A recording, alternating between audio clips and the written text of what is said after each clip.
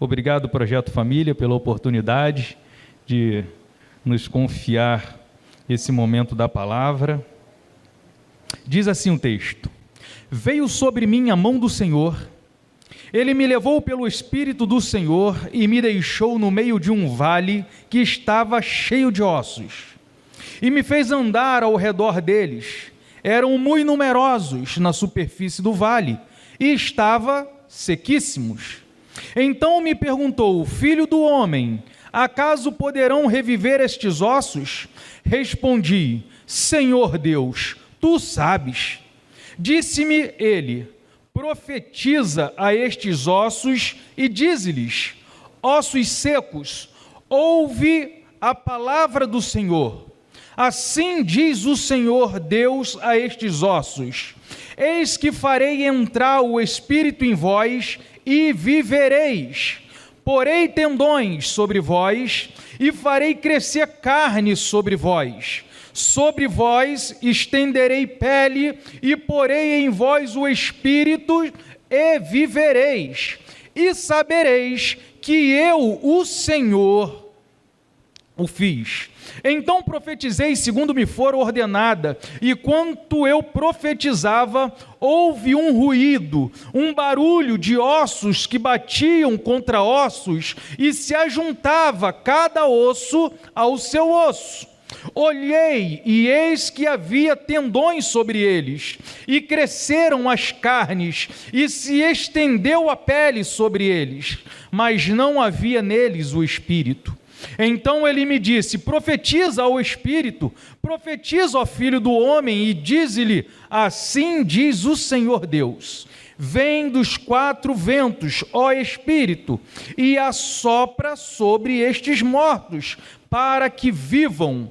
Profetizei como ele me ordenara, e o Espírito entrou neles, e viveram, e puseram-se em pé, um exército sobre modo numeroso. Glória a Deus! Que texto interessante, não é verdade? E eu queria te colocar dentro de um cenário para que esse texto possa assim ficar bem mais esclarecido para nós. E eu fiquei pensando a respeito do vale. O que é um vale? Não é verdade? O vale é uma planície que geralmente fica entre montanhas. Então, do alto, de uma montanha, a parte uma outra montanha, e no meio, lá embaixo, fica um vale. E era mais ou menos assim que as guerras aconteciam. Geralmente um exército numa montanha, outro exército na montanha de cá. E quando eles desciam para o vale, era para pelejar. E aqueles que morriam iam ficando pelo vale.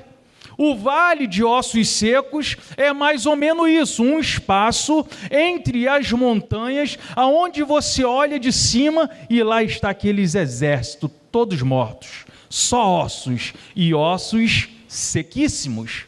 Então que a gente já começa a imaginar o que seria esse vale de ossos secos.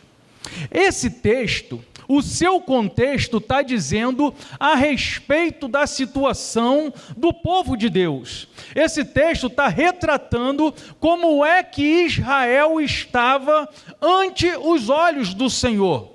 Uma nação que antes era pujante, que antes era forte, que antes guerreava e vencia suas batalhas, agora está cativa, está em terra distante, e está como um exército morto, e não somente morto, mas Israel estava diante dos olhos do Senhor como um vale de ossos secos.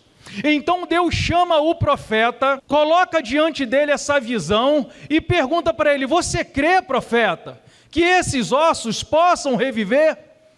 E aí o profeta diz: Senhor, tu sabes de todas as coisas. Então a ordem de Deus para o profeta é: então profetiza.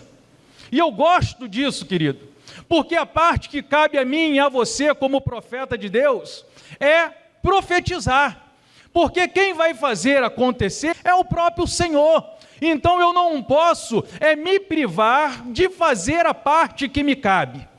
E de repente você está se perguntando: mas o que esse vale de ossos secos tem a ver com um culto de família? O que que esse texto pode acrescentar dentro do meu lar? É possível que você viva, ou é possível que você conheça um lar que não somente está destruído, mas está também parecido com um vale de ossos secos, aonde as pessoas olham e não acreditam que ali possa mais haver vida. Mas aí é onde entra a minha parte, aí é onde entra a tua parte, é acreditar que você serve um Deus todo-poderoso e você vai profetizar em nome do Senhor e o resto deixa com Ele que Ele faz. Então, independente da situação que você possa estar vivenciando, ou você possa ter conhecimento, se levante como um homem de Deus, se levanta como uma mulher de Deus, que crê no Deus que você serve como o Todo-Poderoso, e começa a profetizar bênção, começa a profetizar vida, porque a parte de Deus certamente Ele vai fazer. O que você não pode é deixar de fazer a tua parte. O que você não pode é ficar quieto na sua, porque o Senhor não te chamou para você ficar quieto na sua. O Senhor te chamou para ser boca de Deus. O Senhor te chamou para ser profeta de Deus. Então, independente da situação, faça aquilo que o Senhor está mandando você fazer. Profetiza as nações, profetiza na tua cidade, profetiza na tua casa, profetiza sobre a tua vida, e verás que o teu Deus fará as coisas que vai deixar as pessoas boquiabertas. Amém? Então a tua parte é você que deve fazer. Eu gosto de pregar para a família. Eu gosto de culto da família. Porque foi num culto como esse, foi num movimento como esse, que eu tive a minha família restaurada. A minha família um dia já teve como um vale de ossos secos. E só eu sei como que eles estavam sequíssimos. Mas o Senhor levantou um povo que acreditava e profetizaram sobre o meu vale. E hoje o meu vale está vivo, hoje o meu vale está frutificando para a honra e glória do nome do Senhor. E aí de repente as pessoas nos ver pregando e logo imagina um casal perfeito, um lar perfeito, e eu gosto sempre de quebrar essa ideia. Porque perfeitos só seremos na glória. Hoje nós vivemos uma vida abençoada. Hoje nós vivemos um pedacinho do céu no nosso lar. Mas estamos longe da perfeição. Mas o Senhor tem nos aperfeiçoado. Então não existe aqui um homem perfeito, um relacionamento perfeito, vivendo uma vida utópica. Não, é igualzinho você, atravessa os mesmos problemas que você, os mesmos dilemas que você, sente as mesmas dores que você, mas que aprendeu a trazer o céu para dentro do lar. E é esse o tema da mensagem que eu quero compartilhar contigo nesta noite. Trazer o céu para o teu lar. Amém, querido? Vamos lá, alguns ensinamentos. Primeira coisa que eu aprendi com esse texto foi que o meu lar, ele precisa ser faxinado. Nós precisamos fazer uma faxina, querido, no nosso lar. E lembra que quando o profeta começou a profetizar em nome de Jesus, houve-se um ruído, houve-se um barulho. Agora você imagina esse vale sequíssimos, cada osso batendo no seu osso, procurando o seu... Deve ter sido uma poeira, deve ter sido uma bagunça, aqueles ossos se encontrando, uma barulheira. E às vezes, para que as coisas fiquem arrumado, é preciso fazer barulho, é preciso subir a poeira, é preciso faxinar a casa, querido, começar do zero, para a gente continuar junto no mesmo ideal. Às vezes vai ser preciso se incomodar com a poeira, vai ser preciso se incomodar com o barulho para botar tudo no seu devido lugar, como aconteceu com esse exército aqui. Antes de qualquer coisa, eles precisaram estar organizados, cada osso no seu osso. E aí eu fiquei pensando, o que seria uma faxina? Algo que eu aprendi: nunca use meia-verdade. A meia-verdade, às vezes, é pior que uma mentira inteira. Se for para usar meia-verdade, fique calado. Mas se eu contar a verdade, vai dar BO. Deixa dar o BO. resolve o problema, mas não use meia-verdade, porque isso pode sujar o teu lar. E o lar, ele precisa de estar limpo, faxinado. Estão me entendendo? Não tenha medo de revelar as suas vontades. Como existem casais, como existem relacionamentos onde as pessoas se privam de colocar a sua vontade para o seu cônjuge, e como isso é danoso. Eu lembro sempre da historinha dos dois velhinhos que viveram a vida toda, ele comendo o miolo do pão e ela comendo a casca do pão, e depois no final da vida eles descobriram que o sonho do velhinho era comer a casca e o sonho da velhinha era comer o miolo, mas como eles sabiam que um gostava tanto daquela parte, eles nunca tinham coragem de colocar a sua vontade. Viveram a vida toda? Viveram, mas se privando de colocar as suas vontades. Aquilo que você tem vontade, aquilo que você sonha, compartilha com seu cônjuge. Ele é o seu melhor companheiro. E de repente está perto dele o fazer e realizar as tuas vontades. Então não se prive de colocar as suas vontades, porque isso é organizar a casa, isso é fazer a faxina. Esqueça de uma vez por todas o que passou, como isso é importante.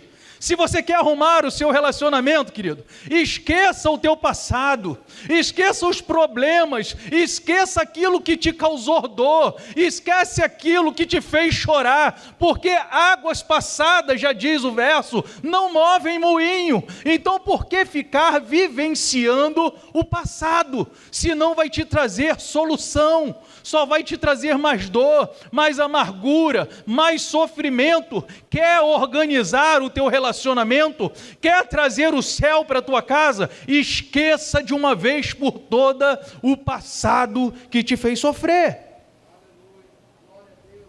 Perdoe.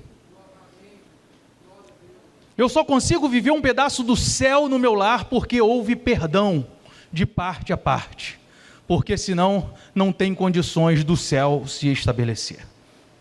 Anseie um futuro melhor, sem deixar de viver intensamente o presente. Uau, eu gosto disso!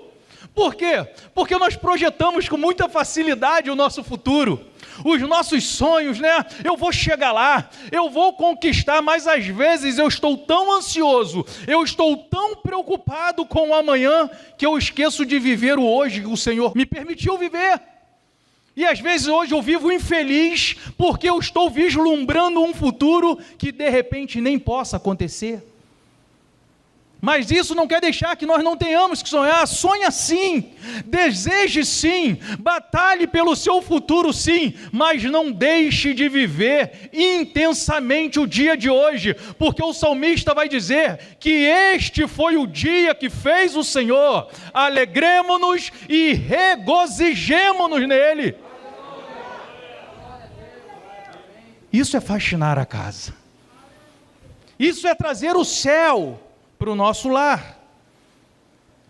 E a segunda coisa que eu aprendo também quando eu leio esse texto, do capítulo 37, é que nós precisamos entender a nossa igualdade.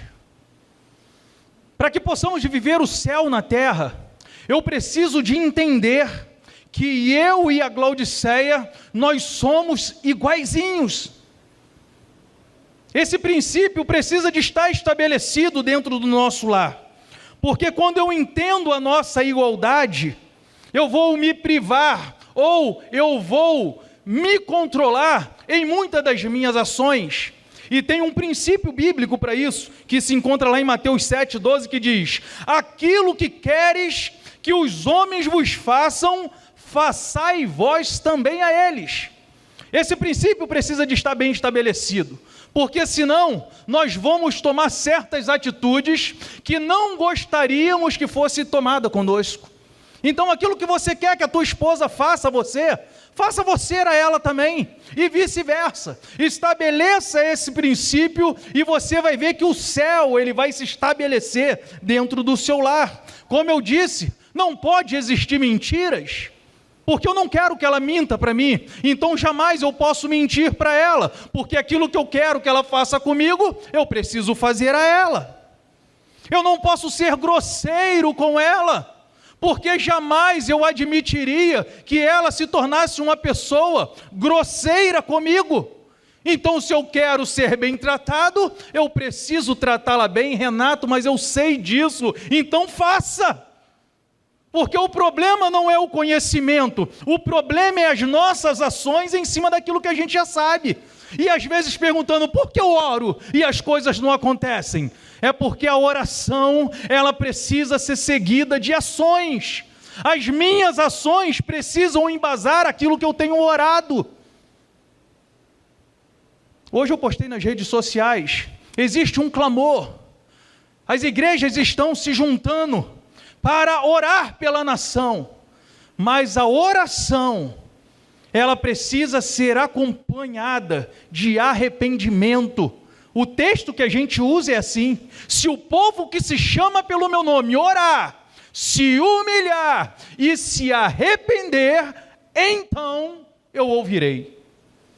Então é possível que a gente ore a vida toda, mas se eu não me arrepender das minhas ações, se eu não mudar as minhas ações, eu vou ficar a vida toda orando e nada vai acontecer.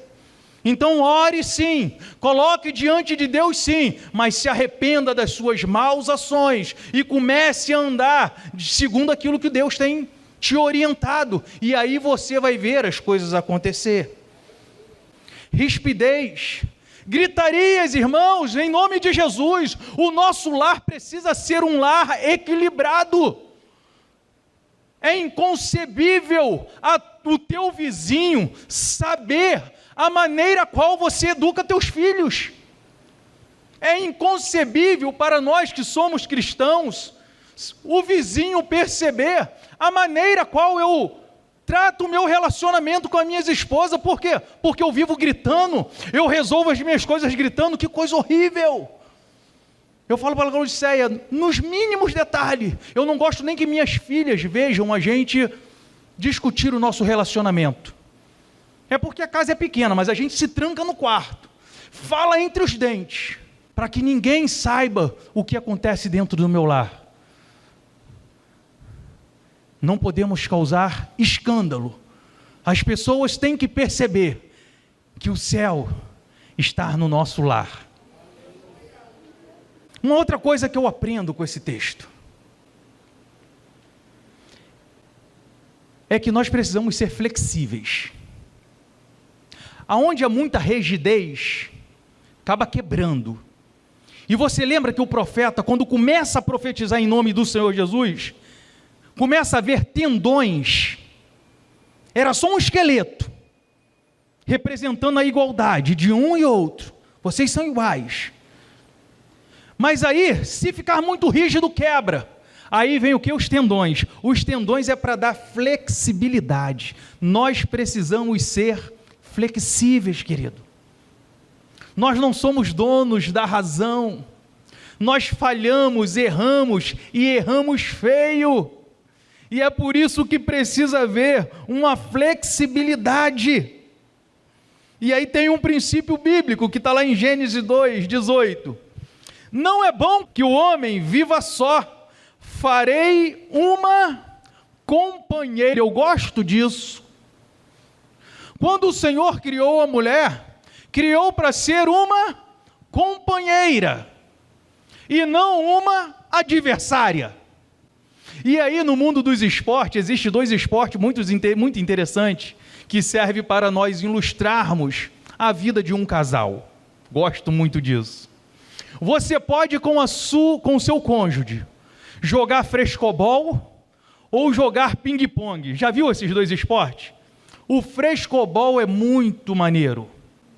Por mais que você bata na bola com força, a ideia do frescobol é que a bola volte para o seu parceiro da melhor maneira possível para que ele possa rebater para você novamente. E aí fica naquela, você joga da melhor maneira, e aí o teu parceiro lá joga da melhor maneira para você, e ali o jogo vai se estendendo. Isso é frescobol. Mas tem o tênis de mesa, o ping-pong. O ping-pong, ele é selvagem.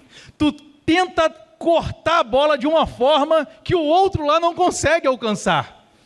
Na verdade, eles são adversários. E aí tem pessoas dentro de casa, casais, que só sabem jogar ping-pong. Joga a bola da pior maneira possível e não está nem aí se ele vai conseguir rebater ou não. Na verdade, eles não são parceiros, eles são adversários. Mas existem pessoas que abriram mão de jogar o ping-pong e joga frescobol. Meu amor, toma essa bola redondinha. E aí ela do outro lado, ô paixão, obrigado, toma para você de volta. Aprenderam a jogar frescobol. Que você saia daqui nesta noite profissional na arte de jogar frescobol.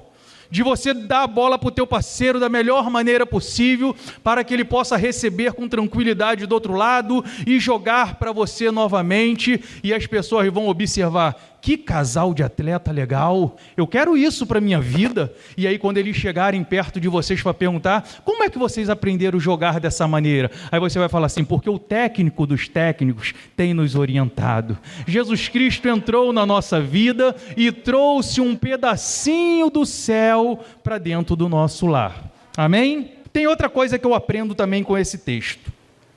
Nós precisamos entender que nós somos sensíveis. Não só as mulheres, os homens também são sensíveis.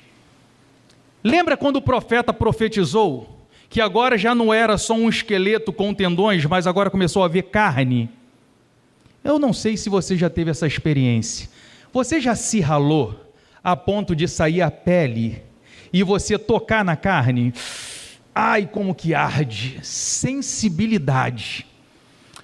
Aquele exército estava assim agora, só na carne. Isso mostra que nós somos sensíveis. E porque nós somos sensíveis, nós precisamos saber de lidar uns com os outros.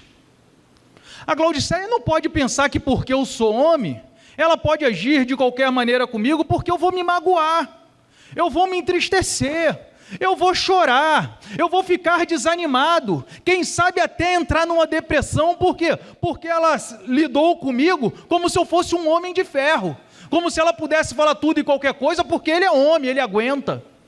E da mesma forma eu preciso de entender que ela é sensível, e eu não posso tratar ela de qualquer maneira, porque eu posso levar ela a uma depressão profunda, a viver com a sua autoestima.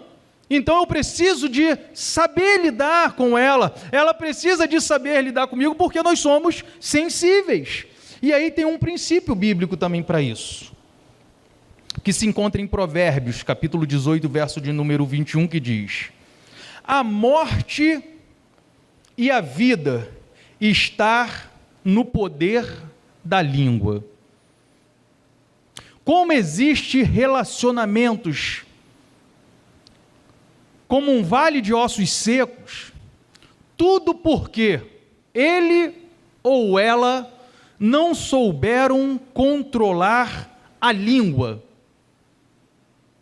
A Bíblia vai dizer que a língua, ela é um órgão tão pequeno, mas que ela coloca em chama uma floresta inteira. Porque a vida e a morte está no poder da língua. Como é que você tem usado a sua língua? Quais são as palavras que têm saído dos seus lábios em relação ao seu cônjuge?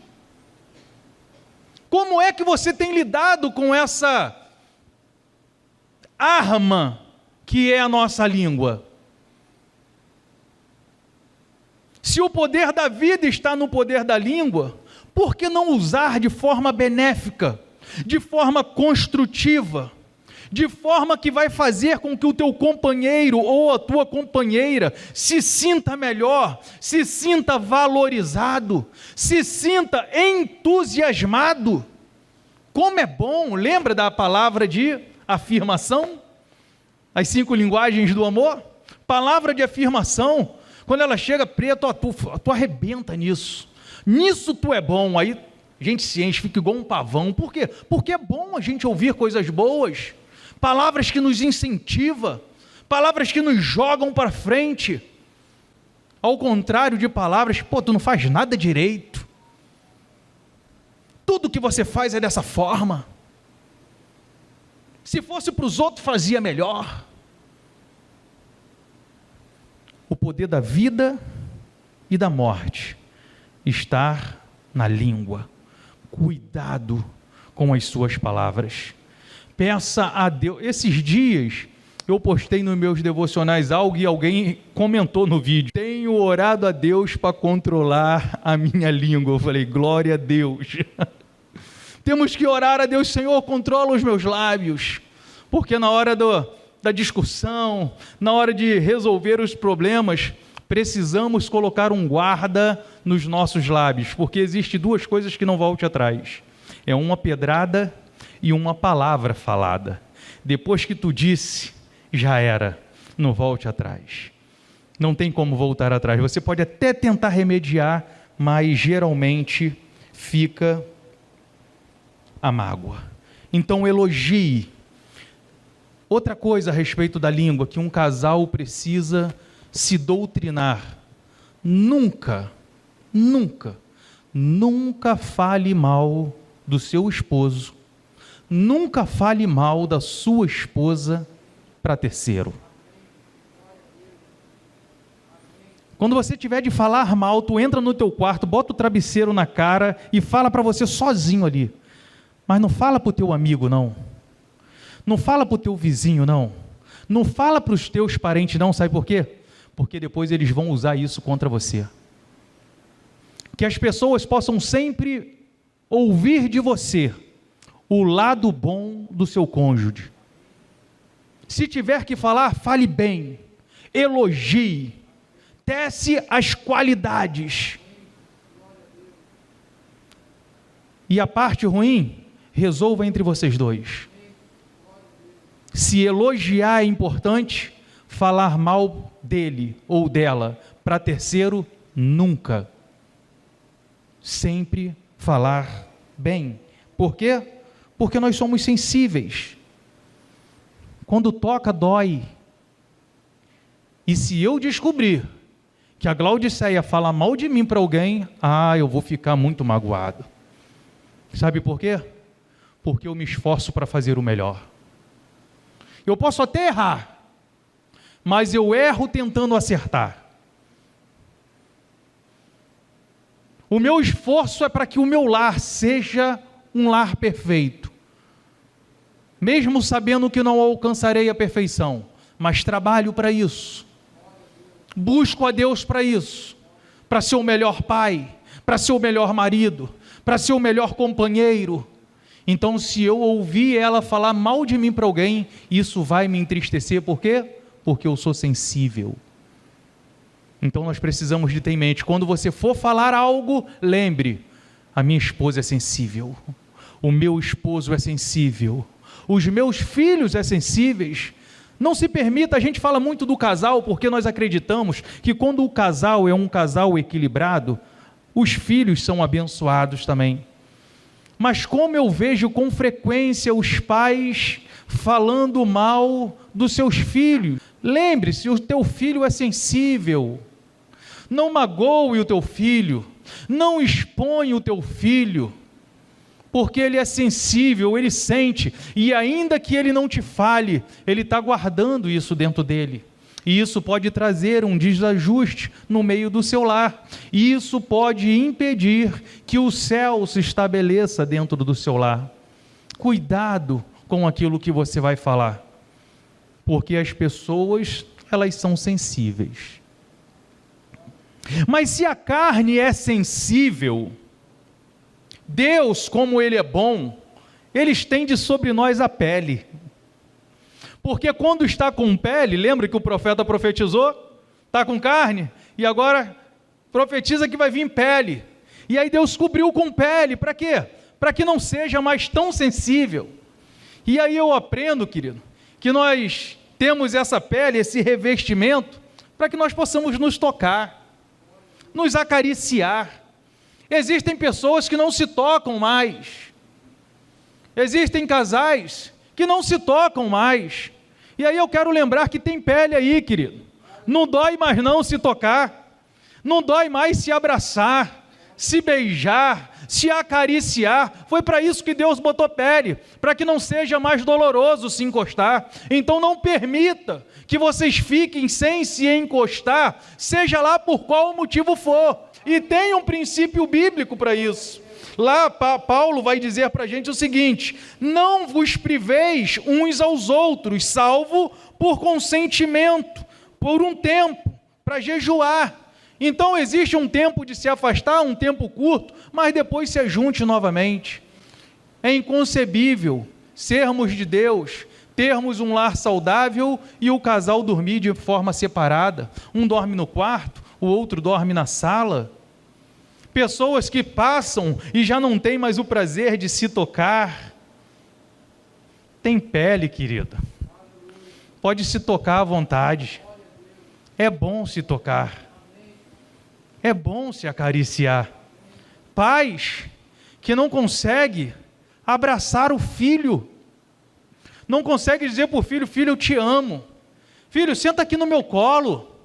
Senta aqui no colo do papai. Senta aqui no colo da mamãe. Vamos ficar aqui junto.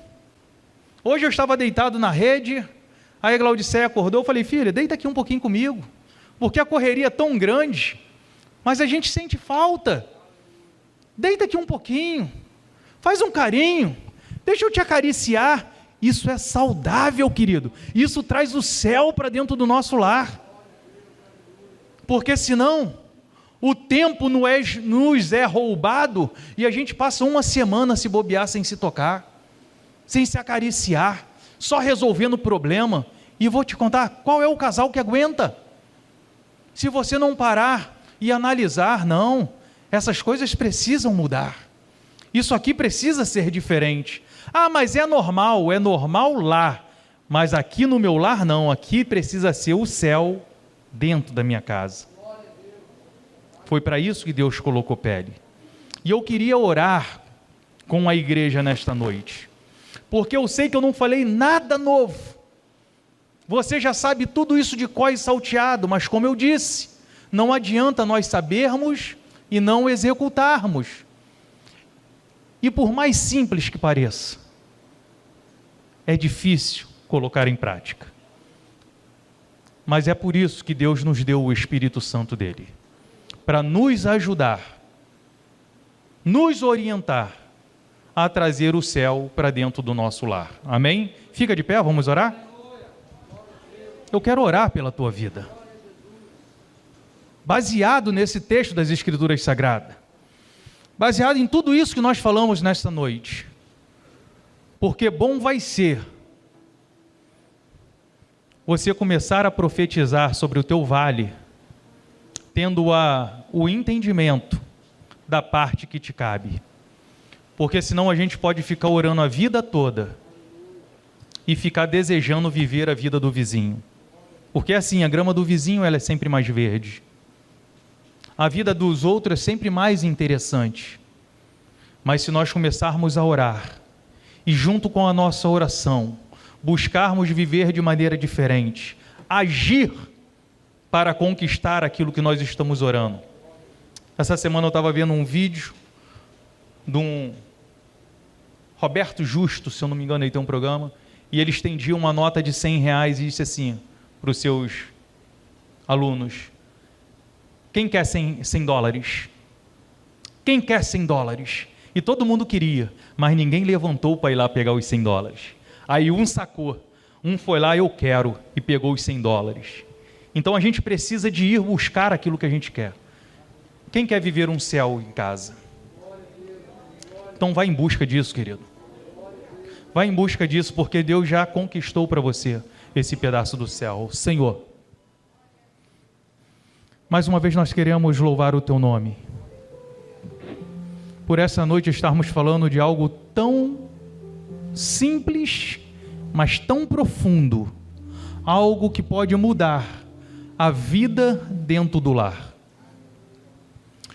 Nós pedimos a orientação do teu Espírito Santo, a ajuda do teu Espírito Santo, para que não fique somente na teoria, Senhor, mas que nós possamos, com a ajuda do céu, a começarmos, Senhor, a caminhar em direção àquilo que cremos. Que o nosso lar seja um lar totalmente, Senhor, regado com o óleo da Tua unção. Que possamos vivenciar dentro do nosso lar, Senhor, a flexibilidade. Que possamos entender, Senhor, que nós somos e vivemos de forma uma igualdade. Que nós possamos, Senhor, ter a convicção da nossa sensibilidade e caminharmos assim, Senhor, para viver da melhor maneira possível. Ajuda-me a ser um esposo melhor. Ajuda-me a ser um marido melhor, um pai melhor, Senhor, dentro do meu lar. E ajuda a minha irmã. Ajuda as minhas irmãs, Senhor, a ser melhores esposas, melhores mães, melhores companheiras, e que as pessoas possam perceber que dentro da nossa casa existe algo desejável, e que através da nossa vida conjugal, familiar, possamos testemunhar do soberano poder de Deus no nosso meio. Como foi dito, que nunca falte a terceira dobra da corda, Senhor. Abençoa a vida do meu irmão, abençoa a vida da minha irmã, é a nossa oração, em nome de Jesus, teu Filho amado, que vive e reina eternamente. Deus abençoe tua vida.